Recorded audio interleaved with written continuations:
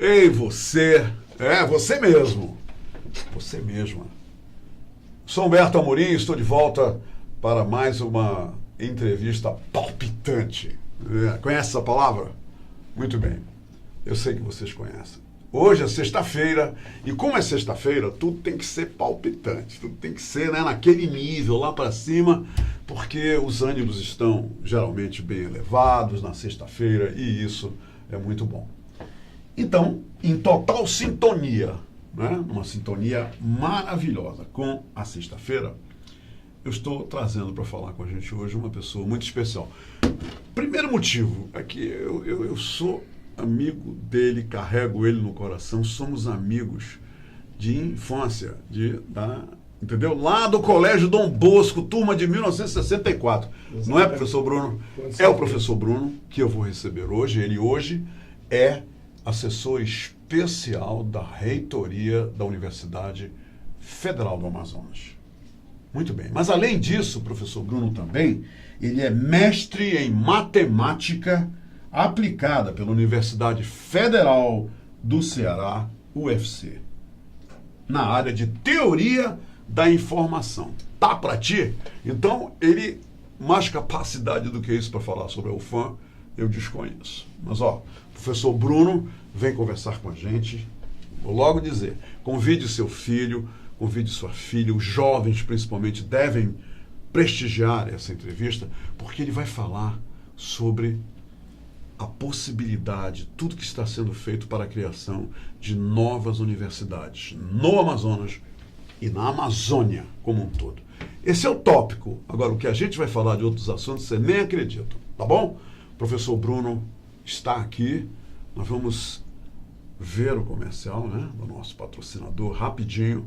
Eu volto 15 segundos e eu voltarei para começarmos esta entrevista que, com absoluta certeza, vai levar informações preciosas para todos os nossos leitores e leitoras nesta sexta-feira. Se quero te amar e te amar e te amar muitos anos, cuida bem de mim. Então misture tudo dentro de nós. Muito bem, estamos de volta e eu quero, meu querido amigo, ilustre professor Bruno, da Universidade Federal do Amazonas, trabalha ali do lado do nosso magnífico reitor, Silvio Puga.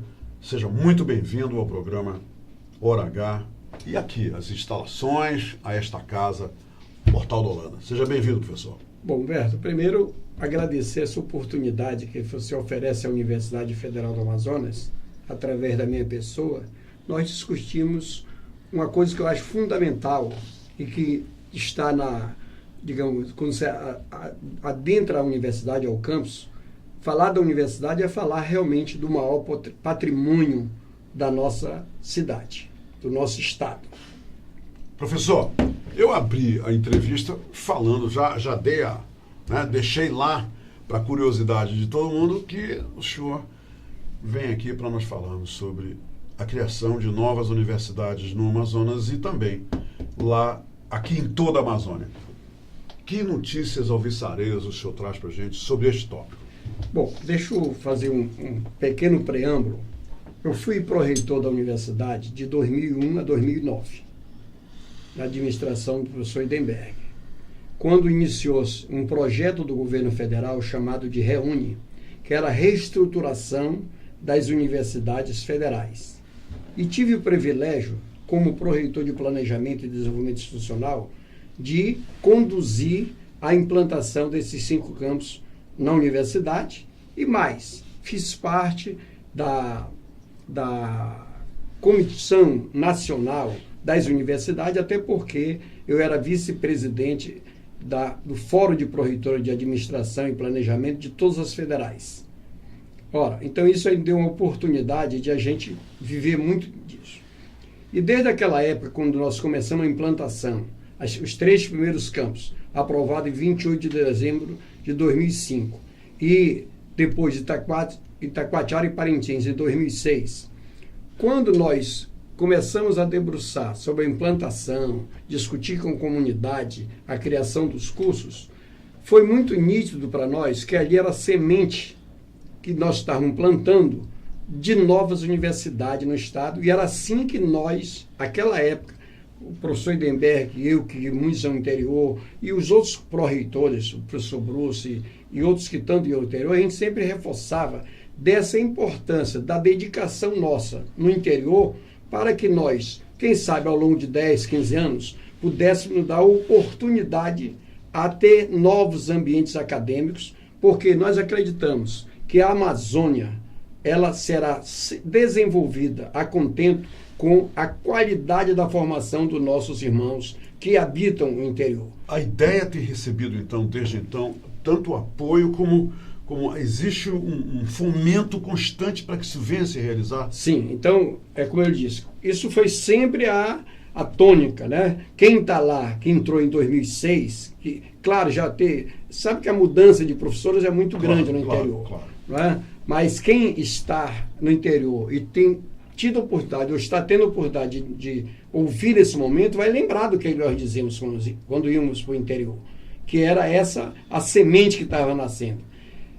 Em abril de 2017, agora, eu fui convidado pelo Ministério da Educação, pelo secretário de Ensino Básico da Educação, professor Rossielli, para eu contribuir, né? Eu estava aposentado, não era assessor de nada, não era aposentado, era outra administração, e convidado para colaborar na escrita, na criação, na instrumentação da lei para a criação de novas universidades no estado do Amazonas.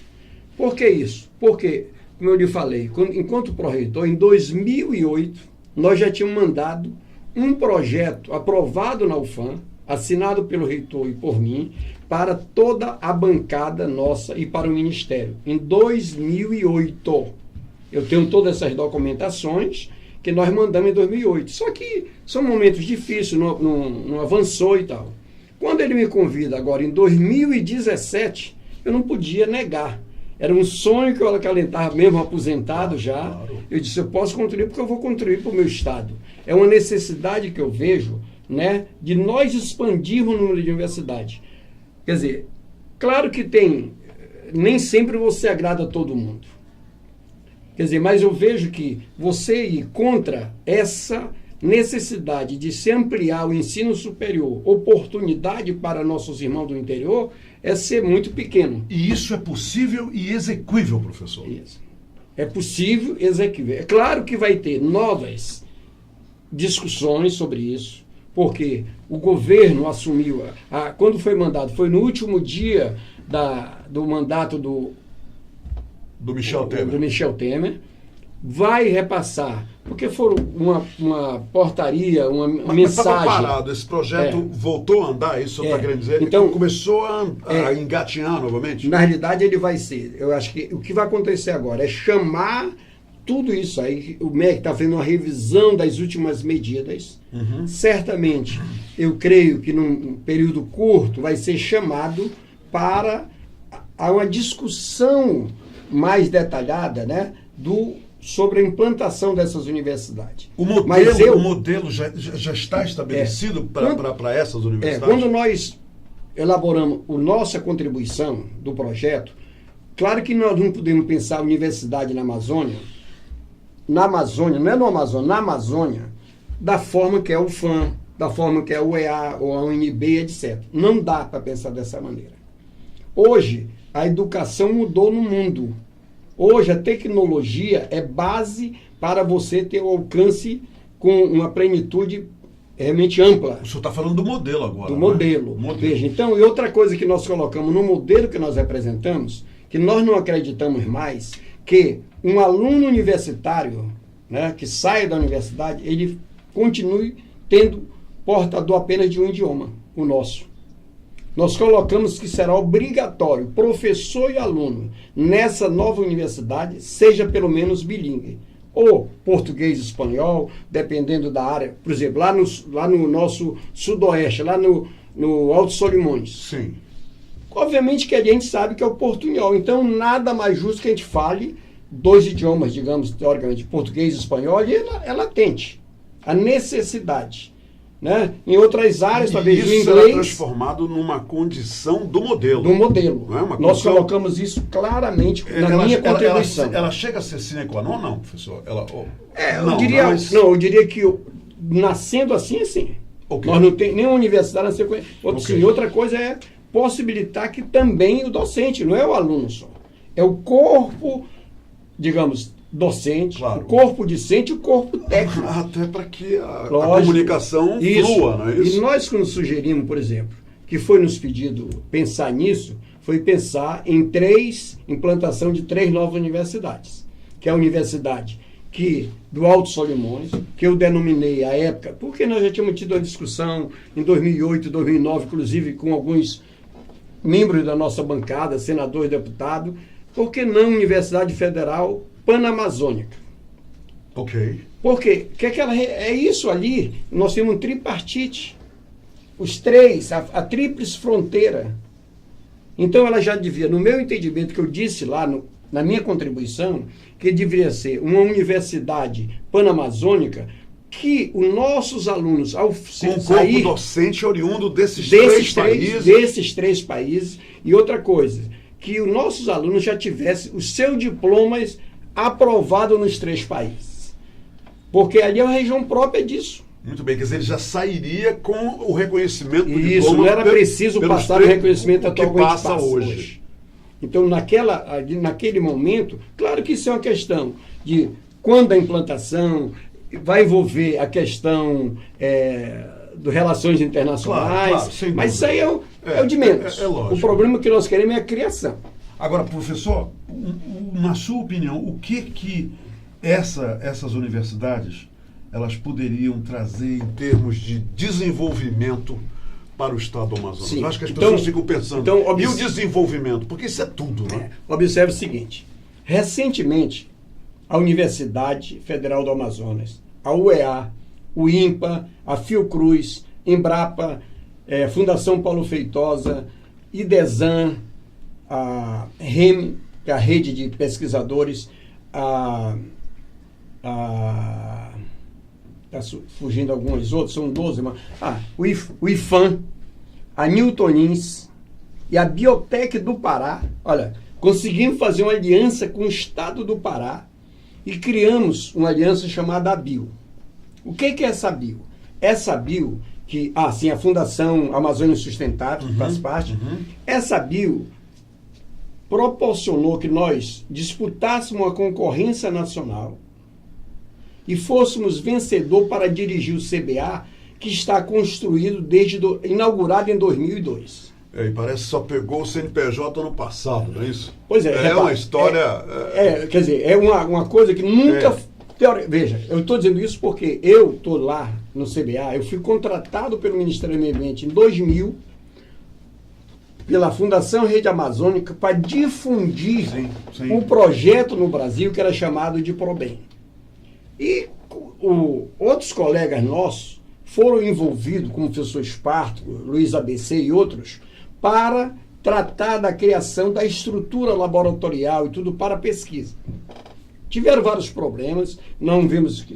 Mas agora nós, digamos, essas entidades que eu citei, Amazonas e uma do Pará, nos unimos para disputar nacionalmente um edital. Isso está ocorrendo agora. Eu estou falando agora do presente. Isso, do presente, dezembro. Então agora, nós estamos cumprindo. Ganhamos o edital, foi colocado, formado por essa Universidade Federal do Amazonas e do Pará, algo em torno de 400 doutores em biotecnologia. Caboclinhos daqui da região norte. Formidável. Quer dizer, por quê?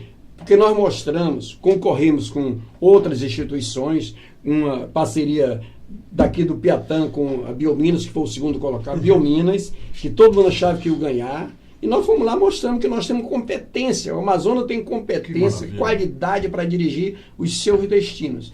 E pela primeira vez o Amazonas, agora daqui em junho, se Deus quiser, assumiríamos a administração do CBA através da BIO. A BIO foi isso já agora em junho, está programado para junho de 2019. Tudo, né, tudo acertado, estamos cumprindo as formalidades do edital, né, a liderança dessas instituições, eu represento a universidade nessa aliança. Então, veja, isso Por que é a grande contribuição das universidades que vamos criar? O foco da Amazônia é a bioeconomia. Veja, quando eu falo bioeconomia de maneira geral, é o nosso. Eu sempre digo, é a nossa mata, é o nosso, a nossa água, é o nosso peixe, é o nosso minério e a nossa tecnologia que nós vamos buscar nisso aí. Quer dizer, a tecnologia que vem da floresta. Veja, o CBA, sem medo talvez de errar, é uma coisa minha, mas já conversando com muitos, ao longo desses 16 anos sem funcionar, mas sempre acompanhei, e com certeza, daqui a 15 anos a gente vai dizer, esse é efetivamente uma matriz, como nós dissemos na reunião com o vice-presidente, é uma matriz alternativa para a Zona Franca de Manaus. Que os anjos digam amém, mas quando eu lhe convidei, semana passada, para essa entrevista, o senhor falou, Humberto, não dá porque nós temos uma importante reunião com o ministro da Educação e também com o vice-presidente da República, o general Mourão. Aconteceu essa reunião? O que houve nessa reunião? Vocês trataram disso aí, professor Bruno? Com certeza. Eu diria, veja, eu tenho 41 anos de funcionário público federal. Não é? Quer dizer, na universidade, eu exerci todos os cargos, basicamente, acadêmicos e de direção. Eu fui o primeiro diretor eleito do ICE em 85, na primeira eleição. O Roberto Vieira, o primeiro reitor, e na área nossa eu fui o primeiro diretor eleito. E desde lá, o Instituto de Ciências Exatas, do qual eu dirigi, foi o primeiro instituto que foi buscar recurso fora da SUFRAMA, fomos nós. Se você lembra, ou quem é daquela época, as nossas salas no minicampo, que era minicampus, só tinha um minicampus. Era minicampus, só isso. Era feita aqui, o aluno entrava, não tinha... Era o ar ainda, né? Era o ar. Não tinha ar-condicionado, não tinha ventilador, a sala era no cimento bruto, e nós fomos lá, conseguimos os primeiros 4 milhões de reais para colocar... Urbanizar aquilo tudo, né? Quer dizer, então, a visão nossa, né, minha em particular, era que a universidade ela tem que ir de encontro à sociedade para buscar as contribuições e oferecer os seus serviços. Você tem toda a razão, professor. Então, no encontro com o ministro, que eu dirigi nessa reunião... Foi esta semana agora, não é? Foi na quarta-feira. Na quarta-feira. Que é liderada pelo professor Silvio Puga, o reitor, e com a minha presença como assessor, né, e outros 2 colaboradores nossos em Brasília, que a gente tem que trabalhar em colaboração. Claro. Né? Então, o professor Silvio fez um relato da importância da universidade e colocou a UFAM para trabalhar de forma, digamos, aberta, ampla, sem restrições com o Ministério da Educação, porque o Ministério é o nosso, digamos... E o próprio ministro participou da reunião, né? O ministro foi de uma delicadeza, eu não conhecia, né? A gente viu algumas coisas de imprensa, da nossa visão completamente diferente da nossa reunião, a atenção que foi dada para a universidade, né, do Amazonas. Por quê? É uma coisa importante. Ele disse, olha, eu também tenho alguma coisa da Amazônia, porque a mãe dele é paraense. A mãe do ministro. E a mãe do vice-presidente é amazonense. A mãe do vice-presidente é de Humaitá. Mãe e o pai. É isso mesmo. De Humaitá. E eu até disse para o vice-presidente, eu me sinto também feliz porque eu tenho um título de cidadão humaitaense que eu ganhei na implantação do campus em Humaitá. Que legal. Veja, então eu acho que, primeiro, vamos lá, com o ministro, a UFAM se mostrou como ela pode trabalhar, colaboração, inclusive, vou dar uma nota aqui que muita gente tem que entender. Ano passado a UFAM lançou uma chamada pública para contratar empresas se candidataram para trabalhar com a universidade, para diminuir o gap quando você quer fazer alguns trabalhos e tal. Sim. Foi o primeiro exemplo do país de fazer, que a instituição fez isso. Resultados positivos. Positivo. E estamos passando para o Ministério, que o Ministério está atrás de um instrumento. Quer dizer, a nossa pró-reitora, Cleomara, de Planejamento, explicou para o assessor do ministro, o Tiago, né? Olha, isso nós já fazemos. E tem mais, uma coisa que ele questionou sobre... Toda vez que tinha... Não, o processo que nós criamos, já submetido a uma aprovação dos órgãos controladores, é uma forma contínua. Então, não tem essa interrupção de estar. Sim. Então, isso é um exemplo de contribuição que nós vamos levar já um caso de sucesso da administração para todo o Ministério e para todas as co-irmãs. O que o general Mourão achou dessa conversa toda? Bom, eu vou narrar uma coisa que para mim foi uma audiência com ele espetacular, porque na abertura quando ele abriu a porta para nos receber, o assessor dele, e ele veio ao encontro e disse, veio de braço aberto, deu um abraço ao professor e disse, pô, sinto muito feliz de estar recebendo o dirigente. Uma receptividade carinhosa, né? Quer dizer, olha o que ele disse. Bem informal. Eu estou muito, assim, satisfeito de estar recebendo o primeiro reitor e da minha universidade. Puxa, ele disse, bacana. Aliás, da nossa universidade. Por que ele disse? Eu chamo nossa porque o meu tio, o professor Hamilton Botelho Mourão, sim, foi reitor dessa universidade e contribuiu. E o meu filho iniciou a sua carreira no curso de administração na UFAM. Não concluiu porque a gente, como militar, sim, eu fui trocado, ele veio. Claro. Então isso já demonstrou e disse que vai estar de portas abertas sempre a apoiar os projetos que a universidade... Que mensagem para todos. Professor Bruno, de tudo isso que o senhor falou, eu iniciei a entrevista me referindo, pedindo a atenção deles. Na chamada, nas minhas páginas, chamei a atenção deles. Disso tudo, o que o senhor vislumbra de grandes benefícios para a nova geração, os jovens, esses que ainda, né, já estão se preparando para entrar na academia? Então, você viu, com essas novas universidades, e você tocou, eu só toquei o assunto ano passado, a importância disso para essa nova matriz econômica do Amazonas é fundamental, porque é em cima da bioeconomia, da biotecnologia. Sim. É em cima do que vem de mineração, é em cima do que vem do aproveitamento do gás, é em cima do que vem do aproveitamento da construção que foi paralisada de forma indevida do polo da indústria naval no Estado, que tem que retomar isso. Do projeto macro que a gente já discutiu, inclusive em Brasília, isso em 2010, 11, quando eu era representante, sim, que é a criação do Parque da Biopesca, porque, veja, o Chile domina hoje 45% do PIB. Hoje é dominado por quê no Chile? Pela questão do salmão. A indústria do salmão que o Chile... Veja, uma espécie...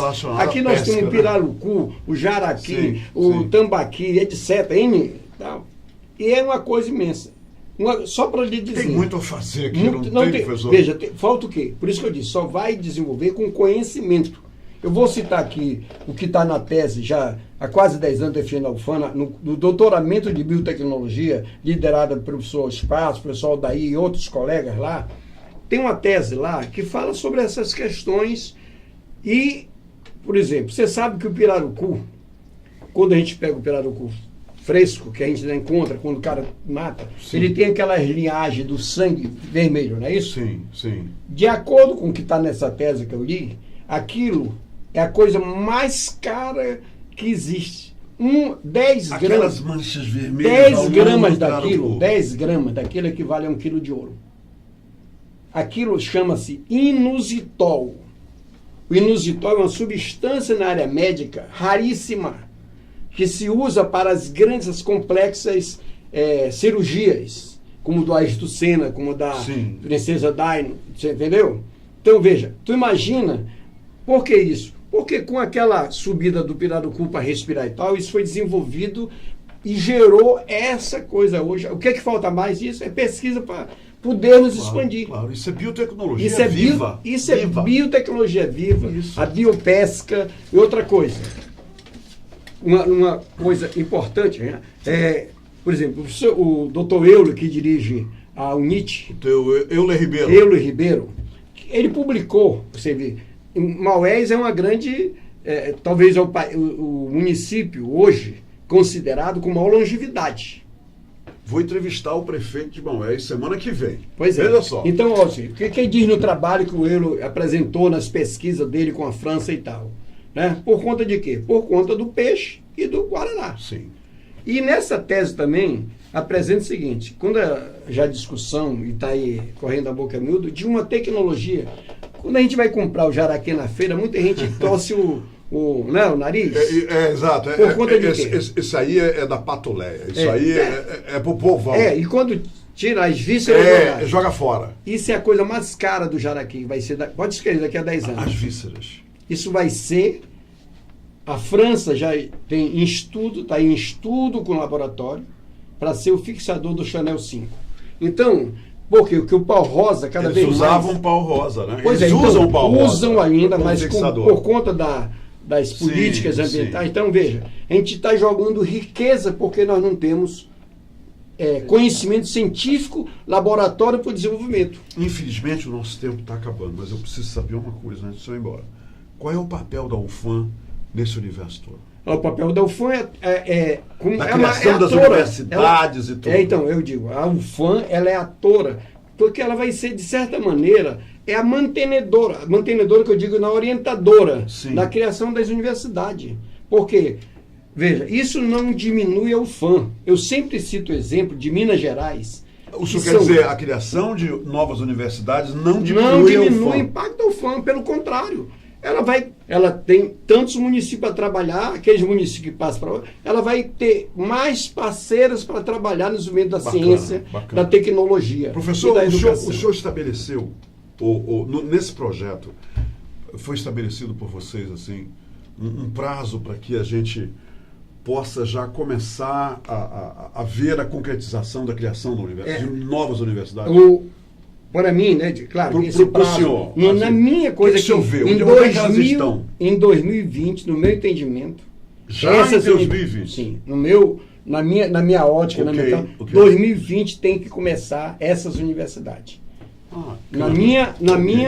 Claro que eu não tenho esse poder, mas é isso que a gente vai trabalhar nesse sentido. O seu sentimento está nessa direção. Está nessa direção. Professor Bruno, querido amigo e assessor especial da Universidade Federal do Amazonas, da reitoria da universidade, muito obrigado pela entrevista. Tá certo, Humberto. Você nos ensinou muito e você plantou uma semente de esperança aqui para esses jovens que estão nos vendo, para os pais, de que muito em breve, olha só, 2020 é o sentimento dele, para começar esta concretização das criações das novas universidades no Amazonas e na Amazônia. No Amazonas, sim, porque a Amazônia tem que ser atendida, não pode ficar com esse número mínimo, né, de Obrigado, professor. Se o senhor quer dizer alguma coisa, os alunos da UFAM de toda a universidade estão de vez. Eu só quero realmente que a gente busque, dê a mão para que conquistemos esse grande objetivo para o Amazonas. É uma forma da redenção, né, de ajudar não só a Amazônia, como a Amazônia. Nós temos mais ambiente para o desenvolvimento. Obrigado, professor. Tá certo. Obrigado, Humberto. Meu amigo. Não falte a próxima reunião que o Fernando vai nos matar. É o Fernando Gonçalves, coordenador das reuniões da nossa turma. Olha, para vocês saberem, a turma de 1964 do Colégio Dom Bosco de Manaus, a gente se reúne uma vez por mês. A gente vai lá, se senta, conversa, toma um vinho, joga a conversa fora. E o coordenador, Fernando Gonçalves, é o grande articulador de tudo isso e já está aí próximo à nossa próxima reunião.